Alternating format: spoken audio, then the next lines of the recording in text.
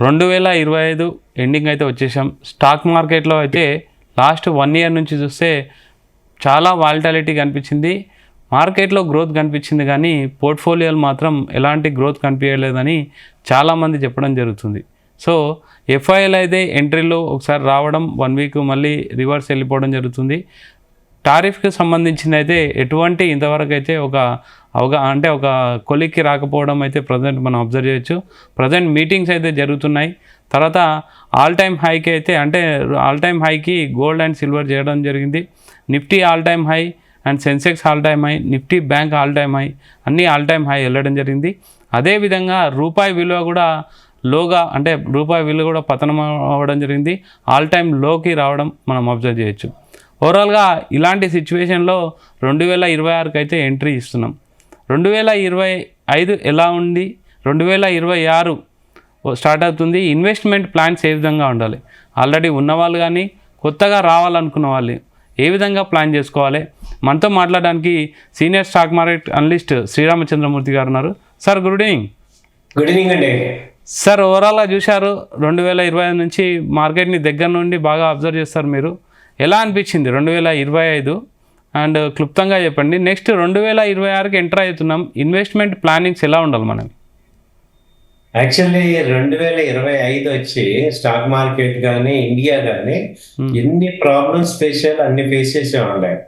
యాక్చువల్గా ఈ ట్రంప్ గారు వచ్చిన కాడి నుంచి మనం చూసుకుంటే అటు ఈ టారిఫ్ ఎఫెక్ట్ కానీ, ఇటు ఎక్స్పోర్ట్స్ అవటం, రూపీ వీక్ అవటం, డాలర్ స్ట్రాంగ్ అవటం, అలాగే ఇండియన్ H1B వీసాస్ మీద ఇది చేయటం. సో అన్ని రకాల ప్రాబ్లమ్స్ మనం ఫేస్ చేసాం. ఈ శాంక్షన్స్ అన్ని చేయటం, సో ఇవన్నీ కూడా తట్టుకుని ఎఫ్ఐఎస్ కంటిన్యూగా మార్కెట్ నుంచి వెళ్ళిపోవటం. సో గ్రోయింగ్ మార్కెట్ కి ఇది చాలా పెద్ద దెబ్బ. అలాంటిది అది తట్టుకొని వాళ్ళ మార్కెట్ నిలబడి మళ్ళీ ఆల్ టైమ్ హైకి వెళ్ళామంటే ఇది చాలా పెద్ద పరిణామం ఇండియాలో.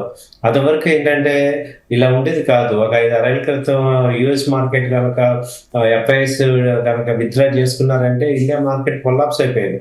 అలాంటి సిచ్యువేషన్ నుంచి చూసుకుంటే వాళ్ళ స్టాక్ మార్కెట్స్ ఎంత స్ట్రాంగ్గా ఉన్నారంటే కేవలం మ్యూచువల్ ఫండ్స్, డిఏఎస్, అలాగే రీటైల్ క్లయింట్స్ యొక్క ఇన్వెస్ట్మెంట్స్ వల్లే ఇది సాధ్యమైంది. సో కాబట్టి ఏంటంటే రీటైల్ ఇన్వెస్టర్స్ యొక్క పార్టిసిపేషన్ బాగా పెరగటం, అలాగే స్టాక్ మార్కెట్ మీద పాజిటివ్గా ఎక్స్పెక్ట్ చేయటం అనేది జరిగింది. ఒక ఆప్టిమిజంతో ఉన్నారు. ఈవెన్ స్టాక్స్ కంపెనీస్ వాళ్ళ యొక్క షేర్లు తగ్గినా కానీ ఈ యొక్క ఇన్వెస్టర్స్ కానీ, మ్యూచువల్ ఫండ్స్ కానీ, అలాగే మ్యూచువల్ ఫండ్స్లో ఇన్వెస్ట్ చేసే క్లయింట్స్, ఇన్వెస్టర్స్ కానీ వాళ్ళెవరు కూడా కాన్ఫిడెన్స్ లెవెల్స్ తగ్గకుండా ఉన్నారు. అందువల్ల ఈ ఇయర్ చాలా మనం మార్కెట్లో డౌన్ అయింది, వాల్యూస్ తగ్గినా కానీ బట్ మనం ఒక సాలిడ్గా క్లోజ్ చేసినట్టు అనుకోవచ్చు. ఎందుకంటే అంత ప్రెషర్స్ ఈసారి జరిగాయి. బట్ ఒక చెడు తర్వాత ఒక మంచి జరుగుతుంది కాబట్టి నెక్స్ట్ ఇయర్ 2026లో చాలా మంచి ఛాన్సెస్ ఇండియన్ మార్కెట్కి వచ్చే అవకాశాలు కనపడుతున్నాయి. ఎందుకంటే ఇప్పుడు ఇంత వరస్ట్ అయిపోయాక కూడా ఈ యుఎస్ అమెరికా అధ్యక్షుడు ట్రంప్ గారు ఏం చేయగలరు? ఆ రష్యా తేటు పీస్ డీల్ కనుక జరిగిందంటే టారిఫ్ సెటిల్మెంట్ అగ్రిమెంట్ అయినప్పుడు ఆటోమేటిక్గా ఎఫ్ఐఎస్ అందరూ వస్తారు. సో వాళ్ళు రావడం వల్ల ఏంటంటే మార్కెట్ అప్ ట్రెండ్ పుల్లప్కి పాజిటివ్ అవుతుంది. కానీ వాళ్ళు వెళ్ళిపోయినంత మాత్రం ఏంటంటే 1,80,000 కోట్ల రూపాయల 1,80 కోట్ల లక్షలు వెళ్ళిపోయినాయి ఈ మార్కెట్లోంచి. అలాంటిది మళ్ళీ యాడ్ అవటం వల్ల వెల్త్ క్రియేట్ అవుతుంది. చాలా మంది mid cap, small cap companies అయితే బాగా పాలైనాయి. అవన్నీ కూడా మంచి అప్ ట్రెండ్ వచ్చే ఛాన్సెస్ 2026లో కనపడుతుందంటే. సో ఇప్పుడున్న స్ట్రెంగ్త్ని, ఇప్పుడున్న మనోధైర్యాన్ని అందరూ కూడా మెయింటైన్ చేయాలని నేను జర్నలిస్ట్గా, సీనియర్ ఎక్స్పీరియన్స్డ్ పర్సన్గా నేను చెప్పేది ఏంటంటే హోల్డ్ యువర్ పాజిటివ్నెస్. సో వాళ్ళు వస్తారు, ఇవాళ ఎమర్జింగ్ మార్కెట్ అవుతుంది, మధ్యలో ఏదైనా కొంచెం కరెక్షన్ అయినా కానీ డిప్ లాగా అవుతుంది, అక్కడ వాళ్ళు అడ్వాంటేజ్ తీసుకొని ఇన్వెస్ట్ చేస్తారు. ఎందుకంటే రేపు జనవరికి వచ్చేపాటికి ఏమవుతుందంటే ఈ బడ్జెట్ ర్యాలీ కూడా యాడ్ అవుతుంది. ఫిబ్రవరి 1వ తారీఖు బడ్జెట్ కాబట్టి జనవరిలో ఈ ర్యాలీ వస్తుంది. కాబట్టి మీరు ఎవరు కూడా ఇక్కడ అమ్మేసుకొని లాసెస్ బుక్ చేసుకోకుండా కొంచెం వెయిట్ చేయటం బెటర్. ఏదైనా కరెక్షన్ ఇంకోటి వచ్చినా ఈ 1 వీక్ 10 డేస్లో వచ్చి మళ్ళీ దిద్దుబాటు చర్యలాగా అయ్యి మళ్ళీ ఆ ట్రెండ్లోకి వెళ్ళే ఛాన్సెస్ ఎక్కువ ఉంటాయండి. ఓకే సార్, ఇప్పుడు మనం లెవెల్స్ వరకు వస్తే నిఫ్టీ చూసుకుంటే అంటే యాజ్ పర్ కొన్ని సర్వేలు చెప్పేది ఏంటంటే నిఫ్టీ ఒక 30,000 వరకు, తర్వాత సెన్సెక్స్ వచ్చేసి 90,000 వరకు వెళ్ళొచ్చని అయితే కొన్ని ఆర్టికల్స్ అయితే ప్రచురించడం జరిగింది. 2026లో నిఫ్టీ 30,000 రీచ్ అవుతుందా అండ్ సెన్సెక్స్ 90,000 రీచ్ అవుతుందా? 2026లో నిఫ్టీ 30,000కి వెళ్ళే ఛాన్సెస్ అయితే రావాలి. అంటే ఏంటంటే కొంత ఇక్కడ పరిస్థితులు మార్పు రావాలి. అది ఫస్ట్ హాఫ్ లో వచ్చేస్తే కనుక ఛాన్సెస్ అయితే ఉన్నాయి. సో అట్లీస్ట్ 30,000 కాకపోయినా 28,500 ఆ రేంజ్ వరకు అయితే ఛాన్సెస్ ఉన్నాయి. అలాగే నిఫ్టీ పెరగటం కాదు, సెన్సెక్స్ కాదు, ఈ mid cap small cap companies పెరగటం ఇంపార్టెంట్. ఇవాళ కూడా మీరు చూడండి ఆల్ టైమ్ హైకి 200 పాయింట్స్ గ్యాప్ లో ఉంది, కానీ ఆ మిడ్ క్యాప్ స్మాల్ క్యాప్ కంపెనీలు అన్ని చాలా లో లెవెల్ ఉన్నాయి. అంటే ఓన్లీ నిఫ్టీ కంపెనీస్ వెయిట్ అవుతున్నాయి, హోల్డ్ అవుతున్నాయి. ఇన్వెస్టర్స్ అందరూ సెలెక్టివ్ లార్జ్ క్యాప్స్ లోనే ఇన్వెస్ట్ చేస్తున్నారు. అది కాదు కదా, యాక్చువల్ గా ఇన్వెస్టర్స్ సంపద పెరగాలి అంటే compulsory mid cap small cap కూడా గ్రో అవ్వాలి. అలాంటి సిచ్యుయేషన్ మనం నెక్స్ట్ ఇయర్ ఎక్స్పెక్ట్ చేస్తాం. ఎందుకంటే ఇప్పుడు చూసుకుంటే as per country point of view చూసుకుంటే అటు కార్పొరేట్ ఎర్నింగ్స్ అదే 15% మెయింటైన్ అయ్యి, మళ్ళీ ఎఫ్ఐఎస్ కంటిన్యూగా సెల్లింగ్ లోకి వెళ్ళి రూపీ వీక్నెస్ అవుతుంటే ఇవన్నీ ఏంటంటే కొంచెం నెగిటివ్ సెంటిమెంట్స్ కొంత కనపడుతుంది. బట్ వాటితో పాటు పాజిటివ్స్ రావాలి మనకి. మెయిన్ టారిఫ్స్ తగ్గాలి, అలాగే ఇంట్రెస్ట్ రేట్లు తగ్గటం అనేది ఒక పాజిటివ్ ఫ్యాక్టర్ ఇండియాలో. ఇప్పుడు కంపెనీ సేల్స్ పెరుగుతూ ఉండాలి. కంపెనీ సేల్స్ పెరగాలంటే ఎక్స్పోర్ట్స్ పెరగాలి. ఎక్స్పోర్ట్స్ మనకి ఎప్పుడైతే మళ్ళీ స్టార్ట్ అవుతాయో అప్పుడు మీరు అన్నట్టు ఇవన్నీ జరుగుతాయి. కాబట్టి ఏంటంటే ఫ్యూచరిస్టిక్ ఉండాలి, కానీ మరి టూ మచ్ కన్నా కూడా రియలిస్టిక్ లో వెళ్ళచ్చు. మేబీ 26లో ఒక 50% మీరు అన్నది అవుతుంది. 27కి ఛాన్స్ ఉంది. 27 ఎండ్ కల్లా కూడా 30,000 ఛాన్సెస్ కనపడుతుంది బ్రైట్ గా. 2 years ఆర్జన్లో మీరు చెప్పేది జరుగుతుంది సార్. ఓకే, నెక్స్ట్ మనం చూసుకుంటే silver and gold and silver 2025లో ఆల్ టైమ్ హై రీచ్ అవ్వడం, లైఫ్ టైమ్ హై రీచ్ అవ్వడం అయితే అబ్జర్వ్ చేయొచ్చు. తర్వాత 2026లో ఎలా ఉంటుంది సార్? అంటే ట్రెండ్స్ని మనం ఫాలో అయ్యి ఇన్వెస్ట్మెంట్ చేయాలా, లేకపోతే ఆల్ టైమ్ హై రీచ్ అయిన ఈ ప్రాఫిట్ని తీసుకొని ఎగ్జిట్ అవ్వాలా, ఏం చేస్తే బెటర్? చాలామంది క్వశ్చన్స్ ఏంటంటే సిల్వర్ ఇంకా ముందుకెళ్తుంది, గోల్డ్ తగ్గే అవకాశం ఉంది అంటే చాలా డైలమాలో ఉన్నారు. ఆల్రెడీ కొన్న వాళ్ళు ఏం చేయాలి, కొత్తగా కొనాలనుకుంటే ఏం చేయాలి?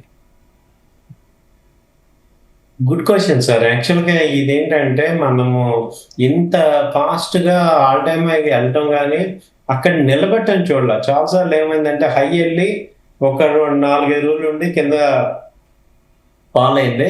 సో ఇప్పుడున్న పరిస్థితుల్లో 2 lakhs మీద సిల్వర్ నిలబడింది. బట్ ఒక 1 week అలా ఉండి నెక్స్ట్ లెవెల్ 2,10,000 అలా దాటితే అది 2,50,000కి వెళ్తుంది. సో ఇక్కడ ఏంటంటే స్మాల్ క్వాంటిటీస్ ఇన్వెస్ట్ చేసుకోవాలంటే ఇప్పుడు నేను ఒక ₹1,00,000 ఇన్వెస్ట్ చేస్తా అంటే 30,000 ఇక్కడ ఇన్వెస్ట్ చేసుకోండి. మళ్ళీ డిప్ లో బై చేసుకోండి. 1,80,000, 1,60,000 ఈ రెండు మేజర్ సపోర్ట్స్ అక్కడ మళ్ళీ యాడ్ చేసుకుంటూ ఉండాలి. ఒకసారి సిల్వర్ కనుక డౌన్ ఏంటంటే మళ్ళీ ఒక 1-2 నెలల పాటు పికప్ అవ్వాలి. సిల్వర్ లో ఒకసారి నెగిటివ్ వచ్చిందంటే మళ్ళీ టైం పడుతుంది. సో కాబట్టి ఏంటంటే ఆ మొమెంటమ్ ని ఉన్నప్పుడే మనము ట్రేడబుల్ లాగా అంటే సిల్వర్ డౌన్ అయితే ఇప్పుడు అక్యుములేట్ చేసుకోవచ్చు సార్, మైనింగ్ చేసుకోవచ్చు అంటారా? చేసుకోవచ్చండి. సిల్వర్ ఇంకా నెక్స్ట్ ఇయర్ చూసుకుంటే రాబోయే సంవత్సరాల్లో ఏంటంటే సిల్వర్ కి ఇండస్ట్రియల్ యూసేజ్ బాగా పెరుగుతుంది. ఓకే, అందుకని ఎలక్ట్రిక్ కార్లు పెరుగుతున్నాయి, అలాగే ఆబ్లె చిప్స్, మైక్రో చిప్స్ పెరుగుతున్నాయి, అలాగే సోలార్ ప్యానెల్స్ ఇవన్నీ కూడా అవుతున్నాయి. కాబట్టి కంపల్సరీగా మనము సిల్వర్ ని అక్యుములేట్ చేసుకోవాలి. యాజ్ వెల్ యాజ్ గోల్డ్ కూడా ఏమవుతుందంటే వాళ్ళ అంతకుముందు టెక్నికల్స్ కి ఇప్పటికి మార్పులు వచ్చాయి. గోల్డ్ డాలర్ని ఎవరు నమ్మట్లేదు. ముఖ్యంగా బ్రిక్ కంట్రీస్ అయితే కంప్లీట్ యాంటీగా ఉన్నాయి. అవి గోల్డ్ బై చేస్తున్నాయి. కాబట్టి గోల్డ్ ఇంకా స్లోగా స్టడీగా పెరుగుతూ ఉంటుంది. సో కాబట్టి ఎనీ డిప్ యాడ్ చేసుకోవాల్సిందే. So gold and silver both కూడా బై అండ్ డిప్ లాగా చేసుకోవాలి. ఓకే సార్, ఇప్పుడు రూపాయి పతనం గురించి మాట్లాడదాం. రూపాయి ఆల్రెడీ లైఫ్ టైం లోకి అయితే రీచ్ అవ్వడం జరిగింది. రూపాయి పతనం మార్కెట్ పైన ఏ విధంగా ఎఫెక్ట్ ఉంటుంది మీ అంచనా ప్రకారం? 2026 అంటే ప్రజెంట్ సిచ్యువేషన్ ఏంటి? ఆర్బీఐ కొన్ని చర్యలు తీసుకున్నా, మనీ ఇంజెక్ట్ చేసినా, రేట్ కట్స్ చేసినా దాన్ని తట్టుకునే శక్తి ఉందా, లేకపోతే 2026లో రూపీ ఇంకా బలపడవచ్చా? ఏం చెప్తారు? ఇప్పుడు మనం ఏంటంటే డాలర్ తో పోలిస్తే రూపాయి వీక్ అయింది, కానీ మామూలుగా రూపాయి వాల్యూ అది తగ్గిపోవట్లేదు. ఓకే. అంటే మనకి ఎక్స్పోర్ట్స్ లేవు, యుఎస్ ఎక్స్పోర్ట్స్ లేవు, $90 బిలియన్ ట్రేడ్ ఆగిపోయింది. ఇప్పుడు ఇండియా పాయింట్ ఆఫ్ వ్యూలో యుఎస్ వచ్చి థర్డ్ లార్జెస్ట్ ఎక్స్పోర్టర్. అలాగే ఇంపోర్ట్స్ కూడా యుఎస్ నుంచి ఉన్నాయి మనకి. సో ట్రేడ్ డీల్ టారిఫ్ ఉంది కాబట్టి అది రూపాయిది డౌన్ అవటానికి మనకి క్వైట్ రీజన్స్ కనపడుతున్నాయి. అమెరికాతో కాంటాక్ట్ లేవు కాబట్టి రూపాయి వాల్యూ తగ్గిపోతుంది. అక్కడ ఉన్న ఇండియన్స్ కూడా వాళ్ళకి పరిస్థితి బాగాలేదు కాబట్టి అటు రెమిటెన్స్ లేదు. 4 రీజన్లు మేజర్గా రూపాయి ఫాలో అవటానికి. ఒకటి, డాలర్స్ ఇండియాలోకి రావట్లా. ఎఫ్ఐఎస్ స్టాక్ మార్కెట్ నుంచి కంటిన్యూ సెల్లింగ్ మనీ తీసుకెళ్లిపోతున్నారు. 3, ఎక్స్పోర్ట్స్ తగ్గిపోతున్నాయి. ఇంపోర్ట్స్ క్రూడ్ అండ్ గోల్డ్ అయితే డాలర్స్ లో పే చేస్తున్నాం. కాబట్టి వీటన్నిటి వల్ల ఏంటంటే యుఎస్ డాలర్తో పోలిస్తే ఇండియన్ రూపీ తగ్గుతుంది. But at the same time India has its own strength build చేసుకుంటుంది. మనము ఒక్క కంట్రీతో కాకుండా రిమైనింగ్ 120 కంట్రీస్తో ట్రేడ్ చేస్తున్నాం విత్ డాలర్తో కాకుండా. సో ఇప్పుడు మనం రష్యాతో రూపీతో కొంటున్నాం, అలాగే వేరే కంట్రీస్ అన్నిటితో కూడా రూపీతో ట్రాన్సాక్షన్స్ జరుగుతున్నాయి. ఈ సౌదీ అరేబియాతో కానీ వీటన్నిటితో, ఒమన్తో కానీ మొన్న వెళ్ళారు.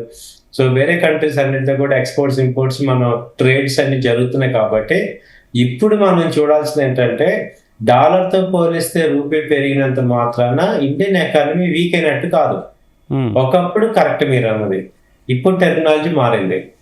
అలాగే ఎంతో పోలిస్తే తగ్గితే వీక్ అయినట్టు కాదు. ఎందుకంటే మన డాలర్తో చేయట్లేదు. ఆ డాలర్ మనకి రావట్లేదు కాబట్టి, ఇండియాలోకి డాలర్స్ రావట్లేదు కాబట్టి ఆటోమేటిక్ కరెన్సీ తగ్గుతుంది. But it doesn't mean Indian rupees falling. అంటే ఇక్కడ మనం కొత్త లాంగ్వేజ్ లో అర్థం చేసుకోవాలి సిచ్యువేషన్. మనం అమెరికాతో ట్రేడ్ చేయట్లేదు కాబట్టి డాలర్ తగ్గుతుంది. కాబట్టి మనకి ఇబ్బంది ఉండదు. వేరే కంట్రీస్ తో మనం చైనాతో చేసినప్పుడు డాలర్ ఇవ్వం, ఎంతో మార్చుకుంటాం. అలా డిఫరెంట్ కంట్రీస్ తో డిఫరెంట్ కరెన్సీతో చేస్తున్నాం. కాబట్టి మనకి ఇప్పుడు పెద్ద ఇంపాక్ట్ అవ్వట్లేదు అనేది నా పర్సనల్ ఒపీనియన్ అవుతుంది. చాలా మంచి పాయింట్ రేజ్ చేశారు సార్. అంటే చాలా మంచి లాజిక్ మీరు ఎక్స్ప్లెయిన్ చేశారు. మనం యూఎస్తోనే ఎక్కువగా డీల్స్ లేవు కాబట్టి ఆటోమేటిక్గా మనం డాలర్లో ఎక్కువగా దిగుమతులు చేయట్లేదు కాబట్టి ఆటోమేటిక్గా డౌన్ అవుతుందని అంటున్నారు. అవును, కరెక్టే కదా. ఓకే సార్, ఫైనల్గా చెప్పండి, ఇప్పుడు మనం 2026కి ఎంటర్ అవుతున్నాం. అంటే ఆడియన్స్ కోసం, వ్యూవర్స్ కోసం ఏదైనా మంచి స్టాక్స్, అంటే మంచి 2026కి వెళ్ళేటప్పుడు ఒక పాజిటివ్ మోడ్లో మంచి ది బెస్ట్ లాభాలు ఇచ్చే స్టాక్స్ ఏమన్నా సజెస్ట్ చేస్తారా? Excellent sir. ఇది నాది కేవలం నా పర్సనల్ వ్యక్తిగత అభిప్రాయం కింద తీసుకోండి. యాజ్ పర్ సెబీ రూల్స్ ప్రకారం నేను ఎవరిని ప్రొవోక్ చేయట్లేదు. ఓకే. సో కాబట్టి మంచి అడిగారు కాబట్టి టెక్నికల్ గా బాగున్నది నేను చెప్తున్నాను. It is my personal opinion. Okay. First ఏంటంటే ఈ ఇండిగో బాగా తగ్గి ప్రాబ్లం అయితే సాల్వ్ అయిపోయింది.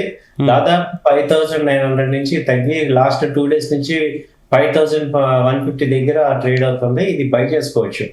మంచి లో రేటు 5,150 నుంచి 5,000 మధ్యలో మంచి ఎంట్రీ తీసుకోవచ్చు. ఇండిగో ఒకటి కొనుక్కోండి. అలాగే తర్వాత రెండోది ఏంటంటే ఈ అదాని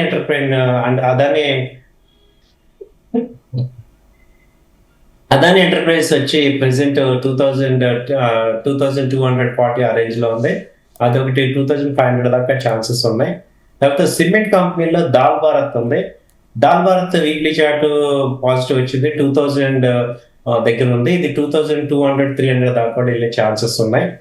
తర్వాత మనం బేసిక్ ఏంటంటే ఈ ఆటోమొబైల్ ఈ టీవీఎస్ మోటార్ బాగా తగ్గింది. సో అది ఇన్వెస్ట్ చేసుకోవచ్చు. 3,600 అలా ఉంది. అది 3,800-900 దాకా వెళ్ళే ఛాన్సెస్ ఉంది. Okay sir, thank you very much. మీకు కూడా హ్యాపీ న్యూ ఇయర్. అంటే next new year financial year మీకు మంచి లాభాలు రావాలి, మీకు మీ క్లయింట్స్ కానీ ఆశిస్తున్నాం. Keep watching Zee Telugu news.